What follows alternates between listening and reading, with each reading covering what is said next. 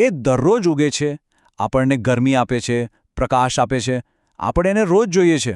પણ શું આપણે એને ખરેખર ઓળખીએ છીએ, આપણા તારાને, સૂર્યને? એ માત્ર આકાશમાં એક ચમકતો ગોળો નથી, એ તો આપણા સૌરમંડળનું ધબકતું હૃદય છે, એક અત્યંત શક્તિશાળી પિંડ. ચાલો આજે એની અંદર રહેલા રહસ્યોને જાણવા માટે એક સફર કરીએ. ચાલો એક આંકડાથી શરૂઆત કરીએ. 99.86%. આ આંકડો શું છે ખબર છે? આ છે આપણા આખા સૌરમંડળના કુલ દળનો એ હિસ્સો જે ફક્ત અને ફક્ત સૂર્ય પાસે છે. હા, તમે બરાબર સાંભળ્યું. બાકી બધું ગ્રહો, ચંદ્ર, એસ્ટ્રોઇડ્સ બધું મળીને માત્ર 0.14%માં આવી જાય છે. આના પરથી સૂર્ય કેટલો વિશાળ છે એનો સાચો અંદાજ આવે છે. તો આ સફરમાં આપણે શું શું જાણવાના છીએ? આપણે જોઈશું કે આપણો આ રોજિંદો તારો કેવો છે, એની અંદર શું છે, એની ઊર્જા ક્યાંથી આવે છે, એનું જીવન કેવું રહ્યું છે અને ભવિષ્યમાં કેવું રહેશે, અને છેલ્લે આખી આકાશગંગામાં એનું સ્થાન ક્યાં છે. તો ચાલો શરૂ કરીએ. વિભાગ 1. જે ચહેરો આપણે રોજ જોઈએ છીએ એની પાછળ એક અત્યંત શક્તિશાળી પિંડ છુપાયેલો છે. આપણને ભલે શાંત દેખાય, પણ હકીકતમાં એ અકલ્પનીય શક્તિઓનું કેન્દ્ર છે. સૂર્યની સપાટી પર તો સતત વિસ્ફોટો અને જ્વાળાઓ ઉછળતી રહે છે, ખરું ને? પણ નવાઈની વાત એ છે કે આટલી બધી ઉથળપાથળ છતાં સૂર્ય અત્યાર સુધીમાં આપણે જોયેલા કુદરતી પદાર્થોમાં સૌથી સંપૂર્ણ ગોળાકાર છે. એના હિંસક સ્વભાવથી એકદમ વિપરીત એનો આકાર આશ્ચર્યજનક રીતે ચોક્કસ છે. આનો અર્થ શું છે? જુઓ, સૂર્યનું ચપટાપણું એટલે કે એના વિષુવવૃત્ત અને ધ્રુવો વચ્ચેનો તફાવત લગભગ શૂન્ય છે. એની સરખામણીમાં આપણી પૃથ્વી પણ પોતાના પરિભ્રમણને કારણે થોડી વધારે ચપટી છે. હવે જરા એના કદની વાત કરીએ. તૈયાર છો?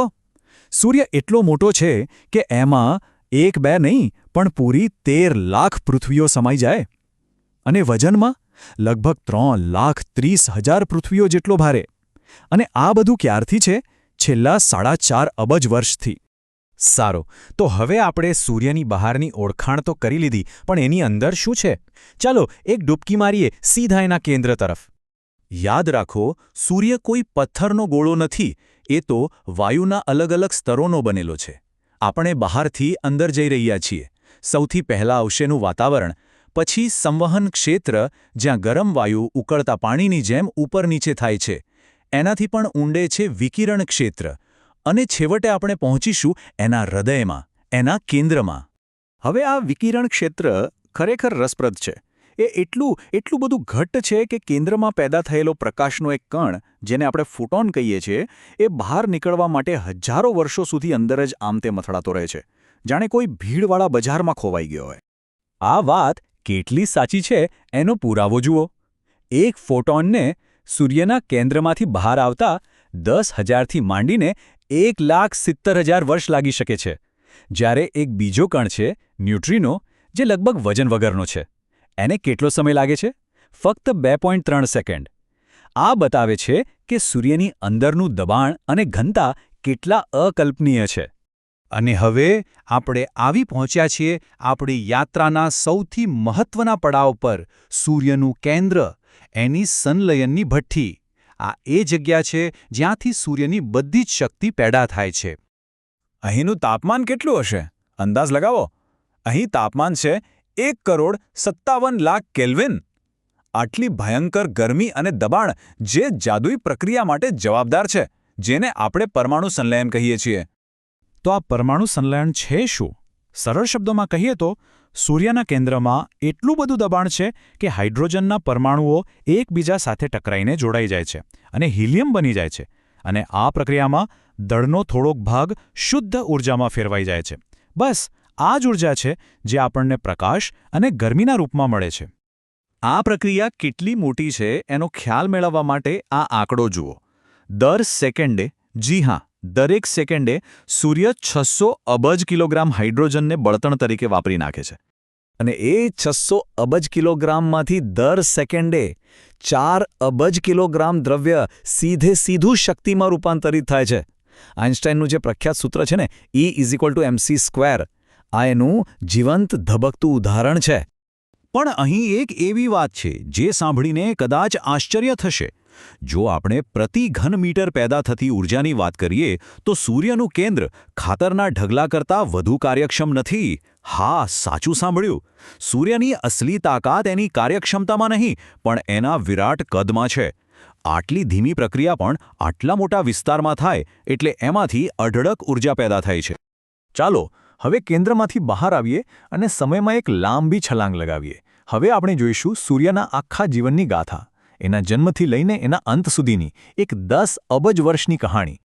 આપણો સૂર્ય અત્યારે એના જીવનના મધ્યાહનમાં છે, એક સ્થિર તારો.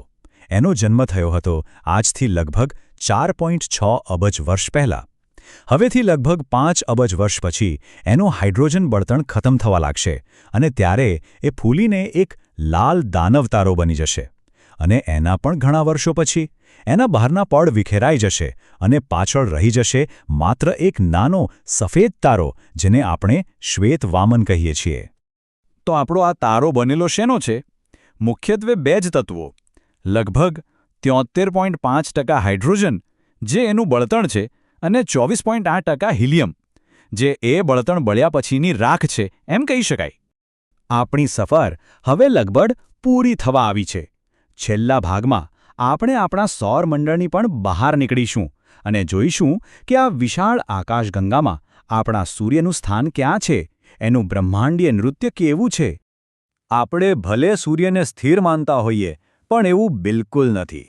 આપણો આખો સૌરમંડળ સૂર્ય સાથે આકાશગંગાના કેન્દ્રની પરિક્રમા કરી રહ્યો છે. અને આ એક ચક્કર પૂરું કરતાં કેટલો સમય લાગે છે? લગભગ 22 થી 25 કરોડ વર્ષ. અને સ્પીડ લગભગ 251 કિલોમીટર પ્રતિ સેકન્ડ. તો આ બધી માહિતીનો સાર શું? સાર એ છે કે સૂર્યનો પ્રભાવ આપણા વિચાર કરતાં ઘણો વધારે છે. એનું ચુંબકીય ક્ષેત્ર સૌર જ્વાળાઓ પેદા કરે છે. એમાંથી નીકળતો સૌર પવન આપણને ખતરનાક બ્રહ્માંડીય કિરણોથી બચાવે છે. એનું ગુરુત્વાકર્ષણ જ બધા ગ્રહોને એમની જગ્યાએ પકડી રાખે છે. અને સૌથી મોટી વાત, એ જ પૃથ્વી પરના જીવન માટે ઊર્જાનો એકમાત્ર સ્ત્રોત છે. ટૂંકમાં, સૂર્ય વગર આપણે હોત જ નહીં. તો આ સફરના અંતે એક સવાલ આપણી સામે ઊભો રહે છે. જે તારો આપણને જીવન આપે છે એ પોતે અમર નથી. એનું પણ એક આયુષ્ય છે, જે એક દિવસ પૂરું થશે. તો સૂર્યના આ ભવિષ્યનો આપણા પોતાના ભવિષ્ય માટે શું અર્થ થાય છે? આ એક એવો પ્રશ્ન છે જે આપણને વિચારતા કરી દે છે.